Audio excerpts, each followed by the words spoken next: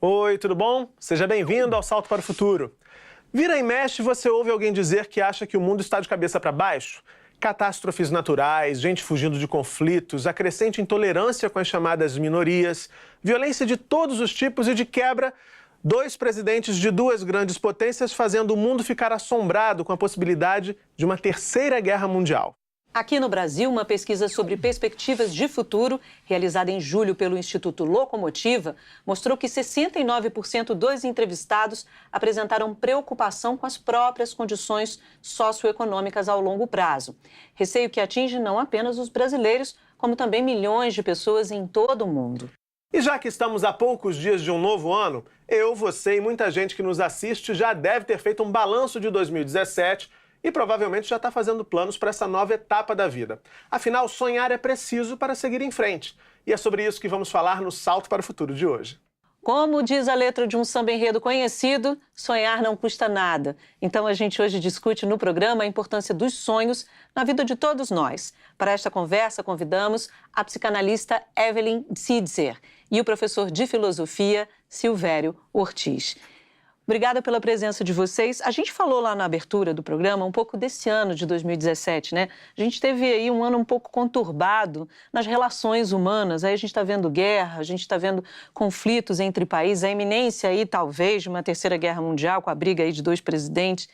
Enfim, um ano em que as pessoas começaram a talvez dizer, olha, tá esquisito, tá estranho. Mas aí depois, a gente conversando com algumas pessoas, você sempre tem uma referência que em momentos históricos, né, como, por exemplo, a Segunda Guerra Mundial, para toda guerra, para toda desconstrução, há uma reconstrução posterior. Vocês pensam por aí? Você acredita nisso, Evelyn? Acho que sim, necessariamente, né? Do ponto de vista histórico, com certeza, foi assim que aconteceu ao longo dos tempos. Mas eu não sei se já estamos no processo de reconstrução. Sim. Essa que é a questão. Acho que a temporalidade, ela é uma temporalidade, assim, que a gente pode refletir sobre ela. A impressão que eu tenho é que a gente está no tempo do desmonte de alguma coisa que o mundo avançou. No Brasil, a gente avançou. No Rio de Janeiro, a gente avançou mais. Pelo que a gente vem assistindo, a impressão que eu tenho é que há um custo muito alto. E agora, esse custo está cobrando alguma coisa da gente, né? Talvez a gente desmonte mais um pouquinho ainda. Tenho a impressão que a gente vai ter que entender qual é o preço que se paga, né? Por tudo isso que a gente está assistindo, né? Como que se construiu, com que parâmetros e com que ética se construiu tudo o que se construiu, não só no Brasil e no Rio de Janeiro, particularmente, mas no mundo de um modo geral, né? Enfim. Uma indagação que sempre me ocorre é se alguém na história humana, em relação ao futuro, nunca teve algum tipo de dúvida como a gente tem hoje, né? Então a gente olha o cenário, é conturbado, mas será que alguém, ao longo da história humana, não pensou assim, do tipo, caramba, o futuro está tão desconhecido, porque eu acho que o futuro e desconhecimento são quase que sinônimos, né? Então eu fico imaginando que em todas as épocas, inclusive quando a gente lê textos antigos, eu me lembro muito de um texto de Aristóteles, a gente está falando de Aristóteles ali fora, são quase 2.500 anos atrás, e ele falando da juventude, que era muito agitada. Então você lê aquele texto e parece que está lendo alguma coisa que saiu no jornal de domingo sobre a nossa juventude. Então, assim, a maneira que a gente olha para a nossa sociedade e para o futuro, eu acho que tem uma certa tonalidade comum, do tipo uma insegurança. Eu não vou negar que, na minha história, me parece mais conturbado que outros momentos. Mas sempre a interrogação, será que isso não é comum em outros momentos? Quer dizer, quando você fala assim, o programa tem um nome interessante, né? Salto para o futuro. Caramba, futuro pode ser amedrontador. Sim. Né? O futuro é sempre amedrontador, né? Porque o futuro é isso que você falou, porque é o desconhecido, né? Mas Exato. É interessante isso que você está falando no seguinte sentido, que em todos os tempos, né?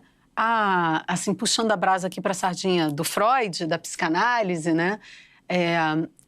A vida caminha para a morte mesmo, né? Se a gente pensar que a ontogênese repete a filogênese de alguma maneira, isso é bem freudiano, a gente pode dizer que o caminho é sempre para uma certa destruição. Há alguma coisa que é próprio da humanidade que sempre soa como uma coisa muito terminal.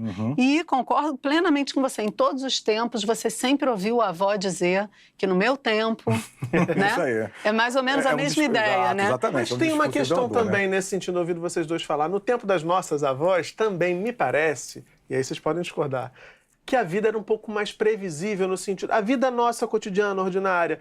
Você vai crescer, você vai casar, você vai arrumar um trabalho, você vai fazer uma universidade, você vai conseguir um emprego naquela área, e aí você vai ter uma carreira naquela área.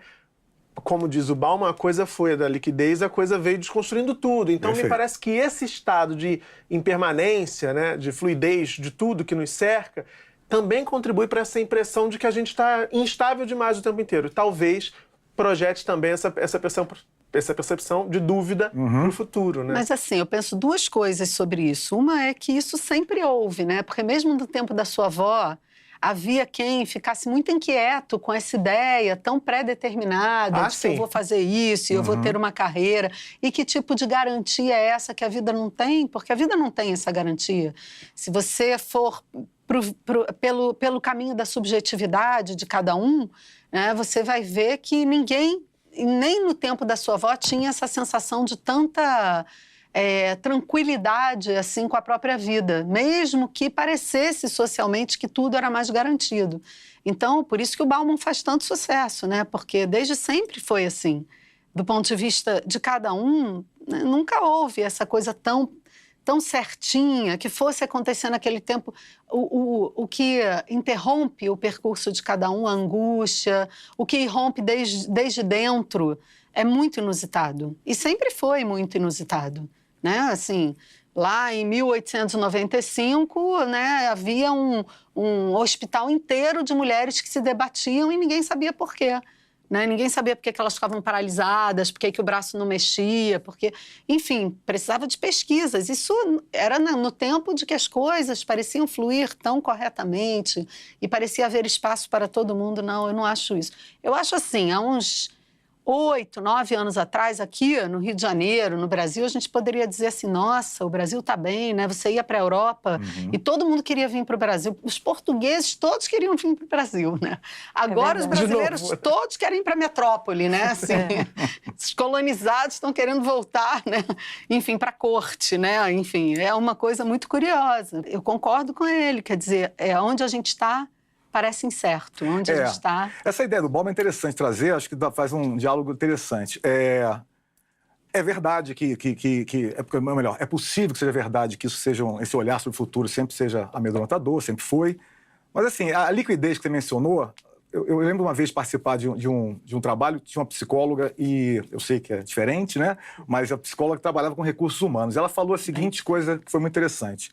Nos anos 80, quando você pegava o currículo para analisar, para contratar, se a pessoa tivesse pulado de emprego, então trabalhou 2 anos aqui, 3 anos ali, era mal visto. É verdade. Então, assim, esse cara é estranho, por que ele não para em um local? Não sossegue em lugar nenhum. E hoje é o contrário. Quer dizer, hoje o cara que está lá, trabalha 10 anos, não sei, já fala, esse cara tem alguma coisa errada. Né? Ele não tem uma empregabilidade, ou qualquer nome que você queira colocar. Então, assim, de que maneira isso pode estar repercutindo nessa nossa conversa? Ora, se existe uma certa liquidez, para pegar esse termo do Bauman, existe uma certa incerteza quanto aos longos prazos. Eu acho que esse é o ponto, né? Então, a gente tem uma questão de muito curto prazo hoje. O futuro fica mais amedrontador. E hoje, né, já tem uma interrogação num prazo menor do que antes. Que bom que você falou disso, porque a gente percebe muitos jovens dizendo o que eu vou projetar, né? Que projetos eu posso, né, ter? Isso. E aí, do ponto de vista da psicanálise, eu queria te ouvir nesse sentido que fazer projetos, planejar, sonhar, né, desejar, faz parte aí dessa sua construção, né, saúde psíquica. Isso faz parte desse processo, né? Por que é preciso sonhar?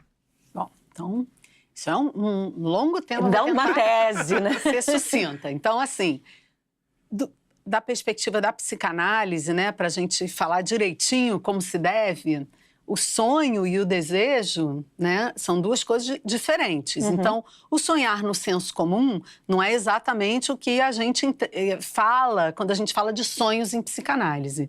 Então, os sonhos para a psicanálise é aquele sonho que a gente sonha dormindo, né? Sim. Inclusive, a gente diz que a gente dorme para sonhar, porque o sonho é uma produção do inconsciente extremamente relevante, importante, né? E que o Freud diz que o sonho é o guardião do sono.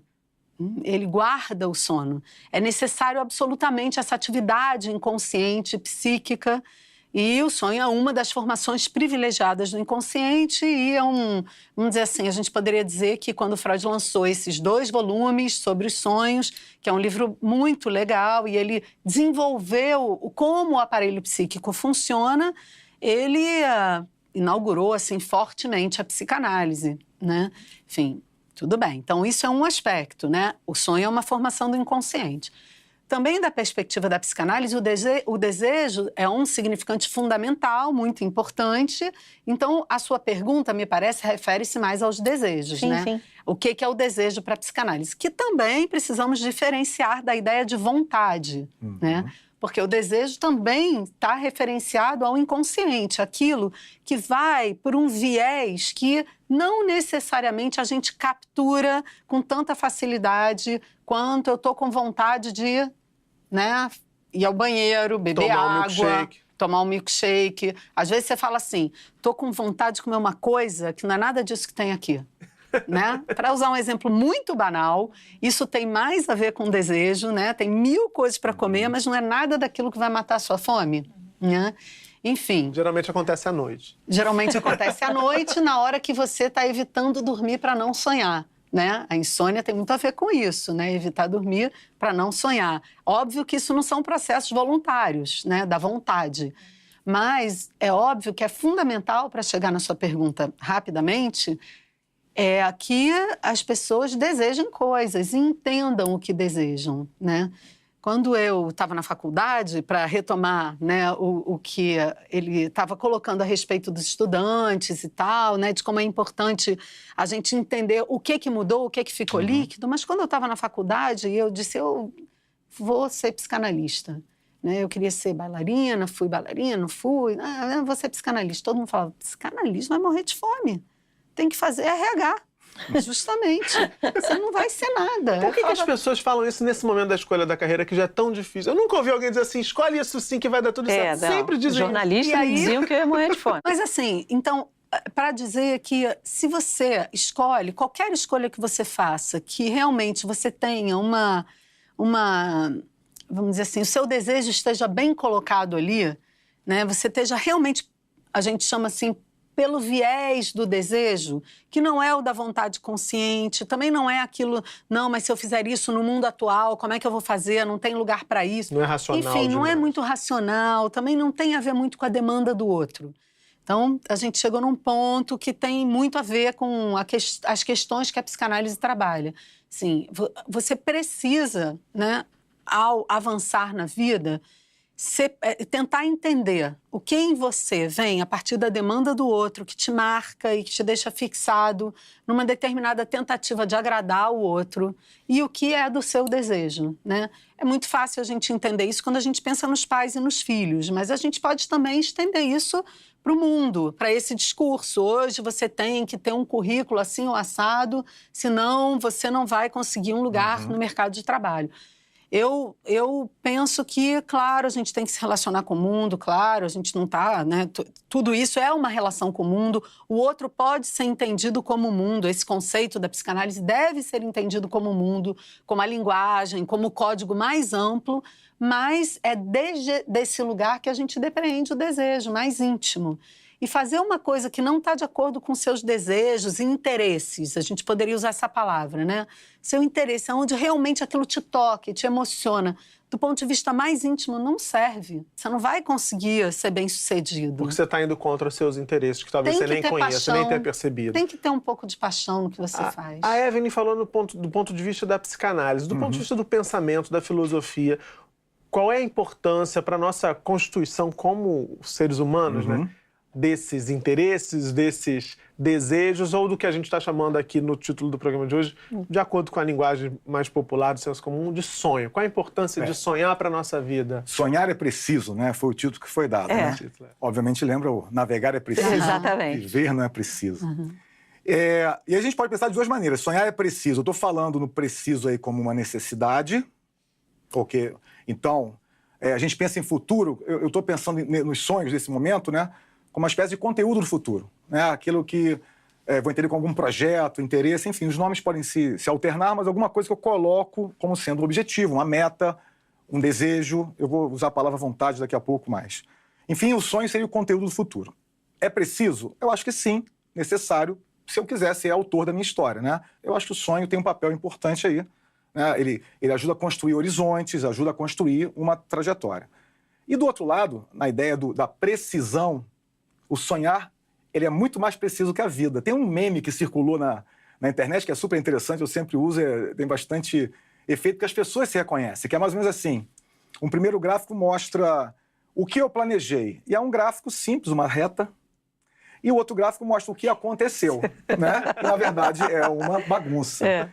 Então, veja, eu acho que era até assim, a espiral, né? Não ia para lugar nenhum. Não é? Sonhar é preciso, ok. Quando eu coloco esse conteúdo no futuro, quero ser engenheiro, professor, psicólogo, que seja, tem algum tipo de precisão. Digamos, eu vou fazer faculdade, mas na hora que eu vou jogar o jogo, a imprecisão é a tônica, né?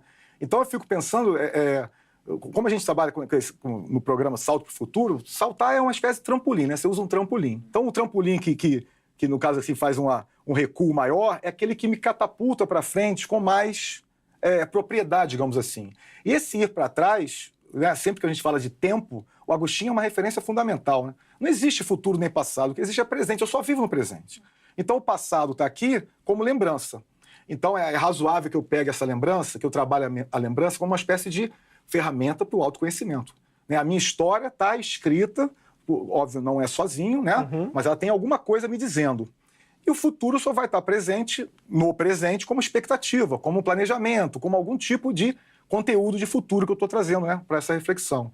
Ora, então se eu não tiver uma conexão entre aquilo que eu sou, que eu fui, estou sendo, e aquilo que eu me planejo, me projeto, eu vou acabar, né, esse salto acaba sendo, a aterrissagem pode ser bastante problemática. Então eu fico pensando que o sonhar é preciso como formas de tomar decisões do presente, mas também é preciso para lidar com a imprecisão, a incerteza.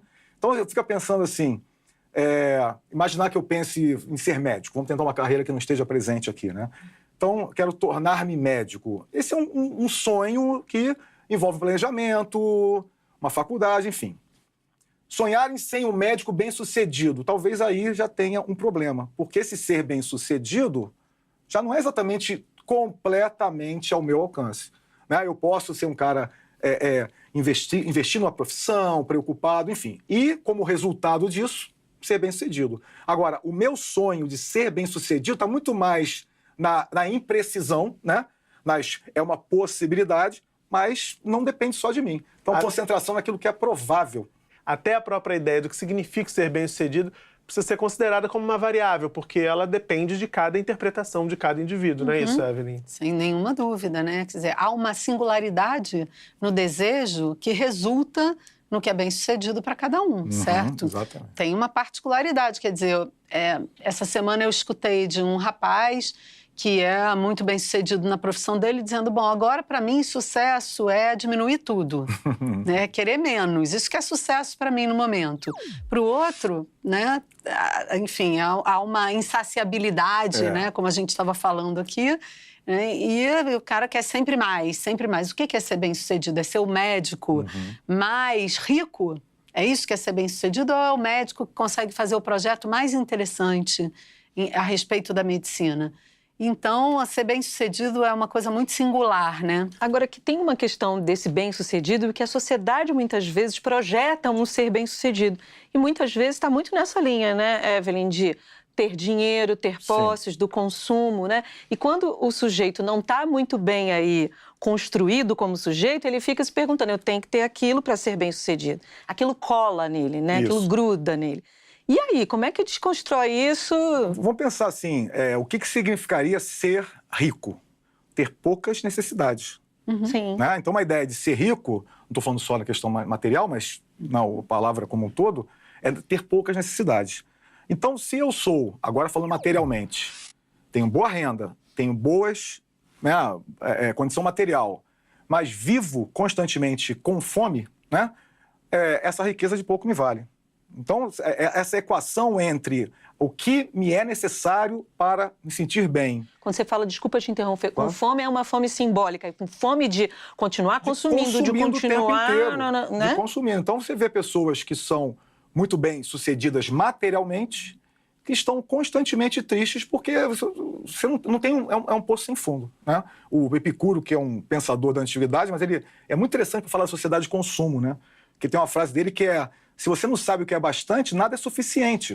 Né? E você vai, então, estar nadando, ou qualquer que seja a imagem que você queira colocar. Essa que é a insaciabilidade que a gente falou. Né? Então, saber o que é saciável para você, que tem a ver com a singularidade, que eu acho que é um termo fundamental nessa reflexão, né? Quem eu sou, por isso eu falei do trampolim, né? Essa ideia do trampolim, a flexão do trampolim é um pouco ir na minha história, né? Reconhecer aquele que eu sou, que vai ter uma singularidade única, né? O próprio termo sugere, e saber o que é bem-sucedido para mim. Então, esse é um desafio enorme, eu acho muito difícil. E é óbvio que a gente não pode elidir disso, já que a gente está tratando da singularidade, os aspectos, assim, do adoecimento psíquico de cada um. Né? Então, quando a gente caminha na direção da singularidade, muitas vezes o que o sujeito se debate é justamente com isso, né? Com o que o outro espera de mim e o que eu desejo para mim. Esse percurso entre entender o que o outro quer de mim, o que o outro pensa de mim, o que o outro acha de mim, entender que eu sempre vou errar na minha conclusão, 100% das vezes, que eu decidi fazer qualquer coisa na expectativa de que é isso que o outro quer de mim, mais uma vez, esse outro pode ser o mundo, a sociedade, a família, os amigos, não importa que outro. O outro é esse outro que não é eu, no sentido assim do mais íntimo, né? Esse êxtimo a mim, mas que sem o qual eu não cresço, eu não posso viver, eu não posso existir, porque, afinal de contas, o bebê humano é aquele que mais precisa do outro, né, de todo o reino animal. Né? Sem o outro, não há como a gente nem dizer eu. Então, é nesse sentido dessa relação extremamente potente que a gente precisa prestar muita atenção nisso toda vez que um sujeito estiver tentando construir qualquer coisa que ele entenda que é o desejo dele, mas esteja suspenso nesse pensamento de como agradar o outro, o que é que o outro quer de mim, o que é que o outro pensa de mim, o que é que o outro acha de mim, 99,9% das vezes eu ouso dizer que ele vai errar. Sabe por quê? Porque não há como saber o que o outro sente, o que o outro acha de você. Todo mundo já se viu nisso, né? O que estão achando de mim agora? O que estão pensando de mim agora? Como é que eu vou agradar? Porque às vezes a gente não consegue nem identificar de pronto o que a gente sente, o que a gente quer. Que dirá tentar sondar a cabeça do outro para saber o que ele está sentindo. Mas a neurose tem muito a ver com isso. Isso que a gente chama de doença neurótica, que o Freud cunhou e que somos a maioria, né? Hashtag somos todos neuróticos. Tipo isso aí, né? A gente só tem poucas opções, né? Desde a perspectiva da psicanálise, né? Então, ótimo, somos neuróticos, ótimo, muito bom. E estamos sempre precisando avançar desse ponto onde a gente fica suspenso no que a gente chama do desejo do outro. Então, se a gente está suspenso no desejo do outro, a gente tenta atender a expectativa e a gente erra. Porque a gente se distancia do que é mais singular desde a perspectiva do nosso desejo e a gente tenta fazer alguma coisa e se frustra, né? Você erra, se frustra e aí vira um ciclo aí, mais neurótico ainda. Você imaginar uma criança que passou seu tempo com a família ouvindo o pai falar: meu sonho é ter um filho que seja médico. Né? Isso. E o risco dessa criança que vai virar um jovem, que pode até virar um médico, fazendo uma espécie de script do pai, da mãe, né? Esse sonho dele, na verdade, não é dele, né? Ele vai acabar percorrendo uma trajetória, aí volta aquela questão do que, por que é preciso? É preciso porque você, é sua vida, né? Então se você não for o condutor dela, talvez não seja uma vida de qualidade. Né? Complica. Bom, vamos para o Facebook aqui, que a gente divulga o tema com antecedência e a gente recebe participações, você já sabe aí, você que está nos acompanhando.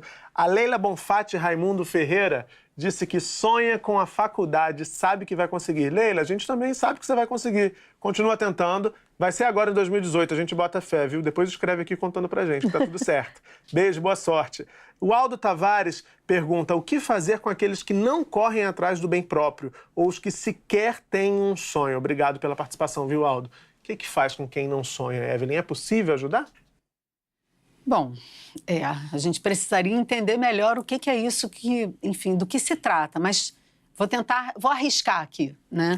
Se você me procura dizendo, olha, eu não tenho vontades, eu não tenho sonhos, eu não tenho desejos, eu não sei o que eu quero para mim, a gente vai precisar trabalhar sobre isso, né? É preciso que você entenda que não ter nenhum... Se você é jovem e não tem nenhuma vontade, se você está na meia-idade, não tem vontade de nada, não acha nada interessante, se você envelheceu e não vê graça em nada, tem alguma coisa aí que precisa ser trabalhada, sim. Eu, claro, não posso dizer outra coisa, recomendo que a pessoa se trate, busque ajuda de um psicanalista, enfim, ou de qualquer outra forma de terapia com a qual a pessoa se identifique, porque... Assim, existe uma coisa muito grave, muito séria, chamada melancolia. A gente não vai falar de depressão, porque eu acho que essa palavra é uma palavra que caiu num senso comum terrível, destruidor. Não, ficar triste não é ficar deprimido. Depressão é uma doença, uma patologia muito grave, que quase ninguém tem. Então, isso é um outro assunto. Poucas pessoas sofrem mesmo de depressão como patologia, mas todo mundo fica triste. E todo mundo, em algum momento da vida, pode não ter vontade de alguma coisa, pode estar mais desanimado, pode estar querendo ficar quieto, pode não estar entendendo o que quer.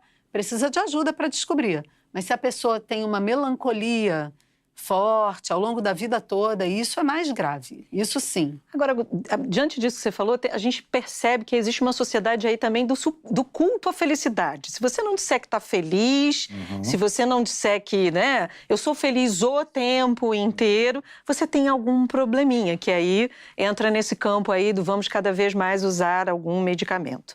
Enfim, essa ideia também do sonhador, né, da pessoa que sonha, coitado, né? Ganhou um cunho negativo, né? Ele vive isso. Você precisa estar na realidade, você precisa estar no mundo real, com o pé no chão. Como é que a gente pensa sobre isso, do ponto de vista da filosofia? A utopia também tem que fazer parte dessa nossa vida? O sonhar não custa nada. É uma palavra muito interessante. Gostei muito da mudança que você fez aí, concordo plenamente com esse uso mais adequado do termo melancolia, né? Bem bacana. Eu estava lembrando uma vez, situações de sala de aula são sempre muito ricas, até porque todos nós passamos por uma, né? E aí eu passei perto do aluno que ele tinha escrito, era uma propaganda de um garoto fazendo mountain bike, e que estava escrito embaixo, resolvi deixar de pensar no antes, largar o futuro e só me concentrar no presente. E o aluno estava ali meio que enaltecendo aquela postura. Eu parei e falei... Que a ideia de não pensar no futuro, né? A conexão é essa. Eu parei e falei assim, você acha que ele ia ser competidor, que era um cara que competia, se ele não pensasse nem no que fez, nem no que fará? Quer dizer, esse pensamento não tem o menor sentido. Essa ideia de que, claro que eu não estou querendo dizer que aquele que não tem sonhos não esteja mentindo, não é isso que eu quero dizer. Mas a ideia de que eu possa ser bem-sucedido, ainda com todo esse campo semântico aí, bem-sucedido de alguma maneira, sem pensar no futuro, me parece uma ideia equivocada. E eu fico pensando, você falou a palavra utopia, Bárbara, é muito legal, porque se a gente pode falar do nosso momento atual, século XX e XXI, alguns vão dizer, é onde as utopias fracassaram, né? As grandes narrativas que deram sentido em outra época para grande parte dos humanos, hoje já não caem mais nessa. Quer dizer, hoje as grandes narrativas se transformaram em micronarrativas. Então, aquela ideia de o que eu vou fazer, onde é que eu vou chegar, se eu vou ser bem-sucedido ou não, imaginando como se fossem isolamentos.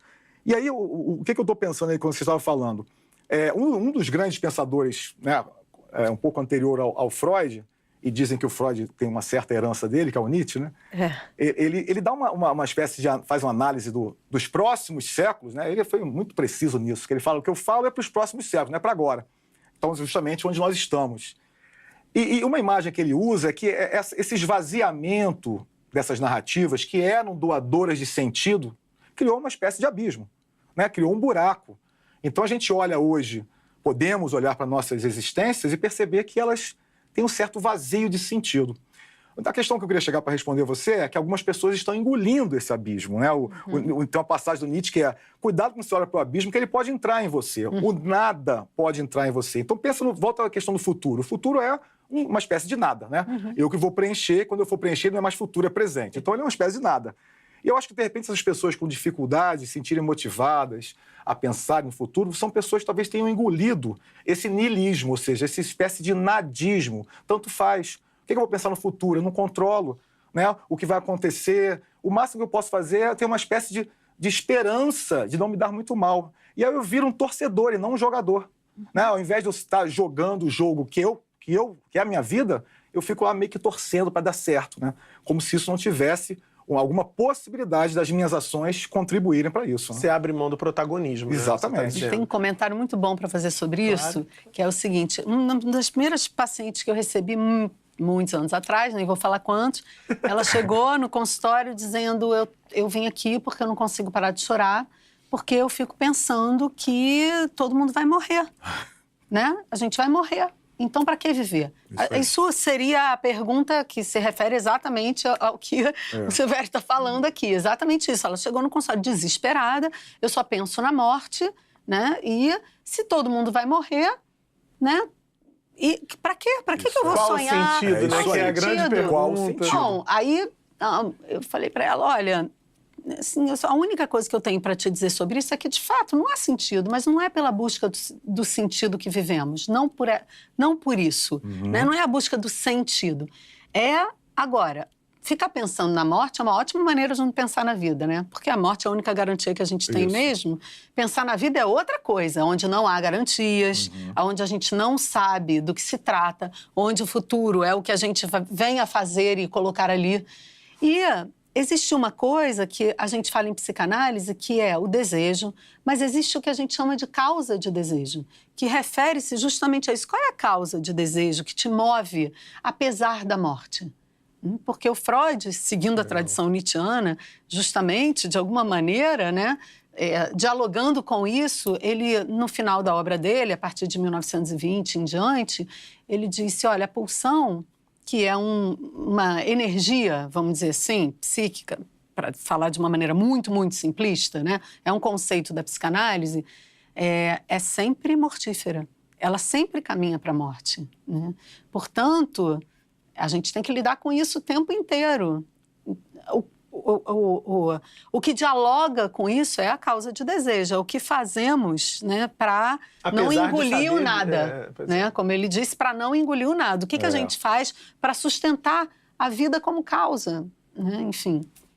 Eu acho que uma ótima ideia que você deu para pensar essa paciente e a vida como um todo, se você só pensa numa coisa, você esvazia todo o resto. Você vai ficar olhando para aquilo o tempo inteiro e você não vai deixar de pensar na vida, que é uma questão profunda e que dói, muitas vezes, pensar na vida mais do que na morte. Né? Juliana Silva, ela disse o seguinte: eu sou uma sonhadora, mas vivo no mundo real, com os pés bem sentados no chão. Porém, faço planos, traço metas, mexo meus pauzinhos para conseguir colocar ao menos um dos planos em prática.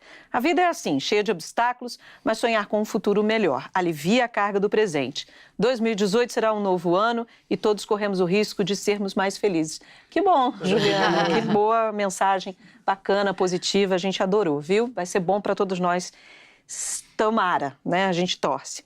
E aí eu queria perguntar para o Silvério o seguinte: a gente está vivendo um momento, a gente falou assim do culto à felicidade, mas ao mesmo tempo a gente está vivendo um momento em que o forte é aquele que fala alto, é aquele que se impõe de uma maneira muitas vezes e quase sempre muito agressiva, né, diante do outro, né, desse outro que muitas vezes tenta contemporizar ou, enfim, dialogar. A ideia de diálogo, né, me parece estar numa expressão que vocês usaram aí, num vazio, cair num abismo, que parece que eu tenho que me impor para, né, de alguma forma, para poder conquistar alguma coisa.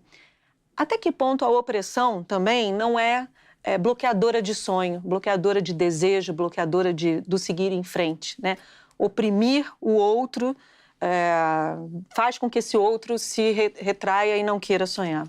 Se a gente pensar no sonho aí como sendo esse combustível para que eu seja protagonista, né? Ou seja, preencher o meu futuro como resultado de decisões, se pensar nesse sentido, a opressão, a presença do outro oprimindo o meu sonho é uma espécie de me dominando, tirando aquilo que a gente vai chamar de dignidade humana, que é a capacidade que nós temos de sermos definidores de si mesmo. Então, imaginar a dignidade como sendo algo, como se fosse uma espécie de aplicativo, né, que eu carrego, para fazer uma analogia, que permite que eu me defina e eu não seja instrumento para outro. Né? Qualquer relação com o outro, no qual eu seja instrumentalizado, né, para o prazer do outro, para realizar a opressão, como você citou, qualquer relação desse tipo, você está ferindo a dignidade do ser humano. Então, eu fico pensando, Bárbara, quando você fala dessa opressão, até da animosidade nos laços, me parece que é um efeito dessa atomização que a gente vive. Quer dizer, a ideia de que cada vez mais nós pensamos isolado. Vou voltar ao exemplo que eu citei. Claro, é uma especulação, mas talvez não seja tão ruim. Imaginar que aquela pessoa que diz hoje, quero me tornar um médico, associado ao pensamento dela, está dizendo o seguinte, só depende de mim. E isso é falso. É muito falso. Imaginar que qualquer que seja, nós sabemos disso, né? Nossa trajetória até aqui não dependeu só de nós. Dependeu em grande parte, mas não apenas. E aquele que está sonhando, construindo esse projeto de futuro e diz, só depende de mim, ele está na sua cabeça, no seu pensamento, excluindo os outros. Imaginando que ele, atomizado, isolado, consiga ser bem-sucedido, voltando a esse lugar. Então, me parece que essa atomização seria não a única, mas uma das causas dessa dificuldade relacional. Porque se eu não vejo você como sendo participante da minha história, você me atrapalha. Todo mundo que não é participante da minha história me atrapalha. E o outro, hoje, é visto como um grande atrapalhador. Né? Ele está na minha frente, ele está no meu lugar. É uma sociedade competitiva demais. Exato. Né? Então você tem uma competição em todas as esferas. Sala de aula a gente vê isso, na sociedade como um todo, qualquer lugar que você vê, né? Você vê que a fala é sempre uma tentativa. A gente não dialoga, a gente, na verdade, compete. Se for observar, não é o caso aqui, felizmente, mas se for observar em vários ambientes, restaurantes do tipo, as pessoas falam quase que sozinhas. Elas não estão usando o que você falou. Né? Então, você conversa com a pessoa, você está imaginando que ela vai falar em seguida, pegando aquilo que você falou. Mas não, ela fala como se não tivesse dito nada. Então, assim, peraí, o que eu falei não fez diferença, então essa pessoa está sozinha. Conheço um monte de gente assim. Não é assim? Isso tem a ver com uma capacidade que me parece que a gente... Eu não quero ser pessimista no último programa do ano, gente. Mas me parece que a gente está perdendo, que é a capacidade de dialogar. Você citou o exemplo dos restaurantes, a gente pode olhar isso nas redes sociais também. A gente briga para impor a nossa razão, né? E não há mais possibilidade de conviver com alguém que pense de forma diferente, nem que seja para você, com educação, carinho, amor, afeto, tentar convencê-lo a estar pensando errado. As pessoas estão se digladiando nesses espaços. Isso tem muito a ver com uma pergunta que eu queria fazer. A gente também percebe nesses contextos que os jovens, sobretudo, até por conta de tudo que a gente discutiu na primeira parte do programa, desse panorama internacional e também brasileiro, os jovens se sentem muito desesperançosos, como se nada que se pudesse sonhar ou mesmo fazer pudesse contribuir para mudar esse estado de coisas, mudar suas vidas, mudar a realidade da sociedade de uma forma geral.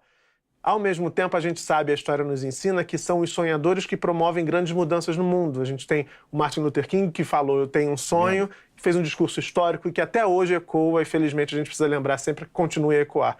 Queria te ouvir, Evelyn, nesse sentido. O que dizer para esse jovem, para esse menino ou essa menina que tem os seus próprios desejos, os seus próprios interesses, mas nota que a maré não está para peixe e, no entanto, precisa continuar a sonhar. A gente precisa, na verdade, que eles continuem a sonhar. Precisa, com certeza, o mundo precisa. O que a gente pode dizer para os jovens é continuem desejando, porque também são esses mesmos jovens que, se por um lado ficam desesperançosos, por outro lado fundam o Instituto Igarapé, por exemplo, né? Vários projetos interessantes. Então, não estamos só no movimento horrível.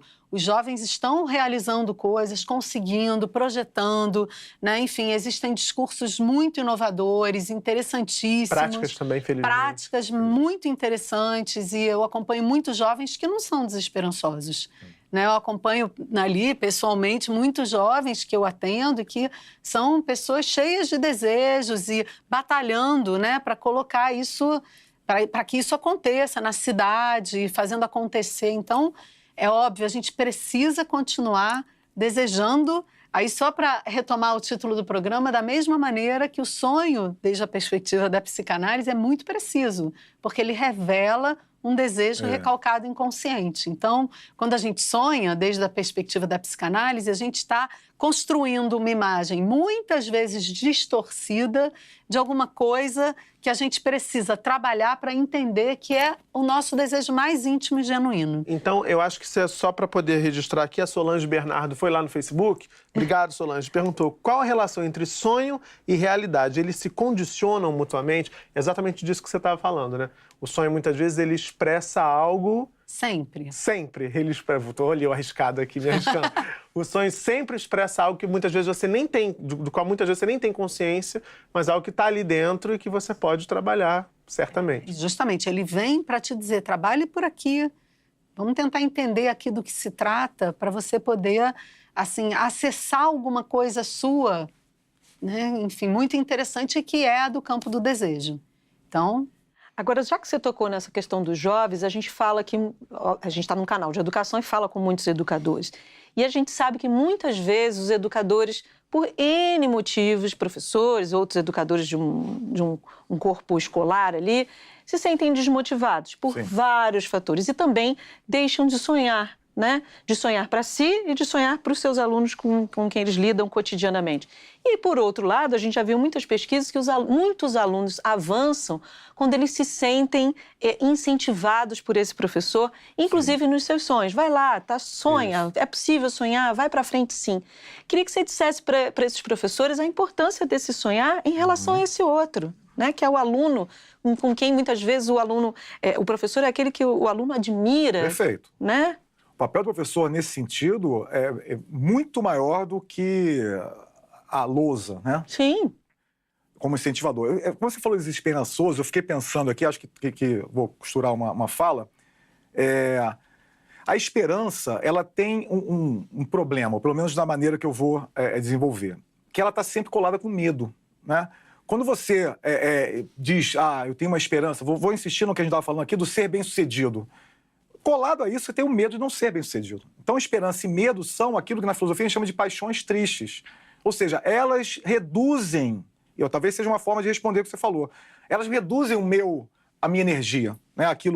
O meu ânimo, vou chamar de ânimo como sendo ânimo como alma, né? A energia que nós temos, a gente está aqui há um tempo, você não repara o tempo passar, né? Caramba, sinal de que a gente estava envolvido com isso. E coisas que são penosas, um filme chato, uma aula chata, demora uma eternidade. Então, a percepção que a gente tem com o tempo diz um pouco de como nós estamos animados ou não. A esperança, como ela está colada com o medo, ela tem esse poder de redutora do ânimo. Então, um pensamento da filosofia interessante é transformar a esperança e o medo nessa concepção em expectativa e precaução. Porque expectativa e precaução, você retira uma certa passividade na relação com o futuro e passa a ser mais ativo, mais ator, né? Mais autor até da própria história. Ou seja, eu passo a me precaver daquilo que me causa medo e passo a ser autor de alguma expectativa para aquilo que eu chamei antes de esperança.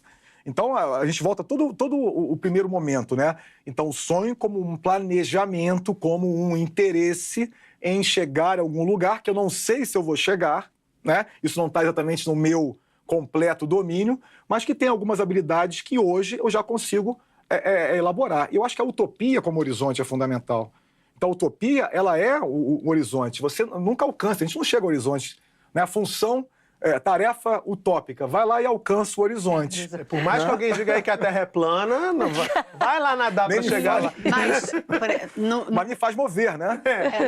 Na linguagem psicanalítica, digamos assim, a gente poderia dizer que a gente precisaria entender o que é a idealização, né? O ideal, a idealização é uma coisa que não existe, mas os ideais precisam existir. Eu queria dar um exemplo. Eu imagino 2018, eu queria que 2018 fosse um ano sem problemas. Né? Acho que não vai dar certo. Mas se eu pensar assim, eu quero que em 2018 eu seja mais capaz de superar os problemas. Acho que é uma coisa mais interessante. Inclusive, se eu for capaz de superar os problemas, de uma certa maneira, não existirão problemas, né? Pois é. E aí a gente também tem aqui uma pergunta. Minha questão, com a ascensão de uma sociedade que prioriza o indivíduo, certos indivíduos acima do coletivo, através do consumo de bens individuais, descartáveis, de uma educação meritocrática, há alguma perspectiva, para algo que contemple o coletivo novamente? A gente está falando bastante desse eu diante do mundo que é coletivo, muitas vezes pode ser só um outro, mas na maioria do tempo você está vivendo com um coletivo, né, Evelyn? Como é que a gente está coletivamente? Quando você estava perguntando, me ocorreu um termo, que eu acho um termo que me instiga muito, que é um termo que a gente usa bastante na psicanálise atualmente, que é a ideia da comunidade de experiência. Uhum. Porque eu acho que o coletivo é uma ideia parecida com isso, mas essa ideia da comunidade de experiência é uma ideia para a qual nós devemos apontar, me parece, né? Que é muito diferente da... Assim, é como resgatar a ideia do bem comum, né? Mas através das comunidades de experiência, não é? As coisas que a gente pode propor nesse sentido. Então, eu desafio É a Leandra Schug a pesquisar sobre isso, né? Porque eu acho que a gente pode caminhar nessa direção da comunidade de experiência, uma comunidade que produz uma experiência que leva para esse lugar que, é óbvio, devemos procurar, né? Alguma coisa na direção do bem comum, certamente. E quando a gente fala o desejo próprio e singular, e a gente fala isso não é sem o outro, isso está no coletivo, é óbvio. Não existe viver sozinho, como o Silvério falou. Não somos ilhas, né? Não somos ilhas e não podemos ser, não seremos felizes assim, não tem como, né? Legal você tocar nisso, porque se a Leandra for educadora, essa é uma proposta também da educação, que são as comunidades de experiência. Você tem aí um dos pensadores sobre isso, José Pacheco, que todo educador conhece. Então, é legal você dar essa relação entre que a psicanálise já pensa isso, a educação tem aí inúmeras, né, para poder trabalhar. Gente, acabou! Eu queria falar mais, a gente gostaria muito de continuar, mas o tempo de televisão não é um tempo, muitas vezes, em vários momentos, é o tempo da reflexão, que a gente poderia ficar aqui horas e passar 24 horas no canal. Mas eu quero falar do pessimismo dele. Uma ideia. Eu não sou super otimista. Você está com medo de ser pessimista, então pensa assim, pessimismo da razão, otimismo da vontade. Pensa nessa dialética aí, que pode ser uma solução para a gente... Gostei disso. Serve para mim também. Queria agradecer muito a vocês dois pela presença aqui. Esse é o último programa do ano de 2017. Muito obrigado por terem estado aqui com a gente. Foi um prazer recebê-los. E um 2018 cheio de sonhos e realizações para vocês. Igualmente. Obrigada, viu? Obrigado. Salto para o Futuro de hoje vai ficando por aqui. Agradecemos as presenças da psicanalista Evelyn Sitzer e do professor de filosofia Silvério Ortiz. Quer ficar por dentro dos temas do Salto e também conhecer um pouco mais sobre os bastidores do programa?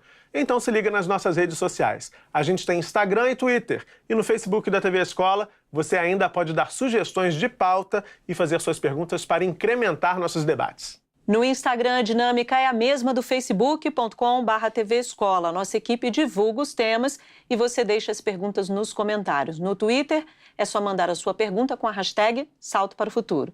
E no nosso site você pode rever todos os programas e saber mais sobre o perfil dos entrevistados. Anota aí o endereço tvescola.mec.gov.br/salto. Bom, esse foi o último programa de 2017. A gente deseja o que houver de melhor nessa vida para todos vocês que nos assistem. Em janeiro e fevereiro, você vai curtir programas especiais que preparamos para as férias. Vamos falar de lazer, de literatura, de teatro, de música e de poesia. Continue ligado na TV Escola e um excelente 2018 para todos nós. Até lá! Bem, o Salto para o Futuro de hoje fica por aqui. Até o próximo programa. A gente se vê aqui na TV Escola, o canal da educação. Tchau! Tchau!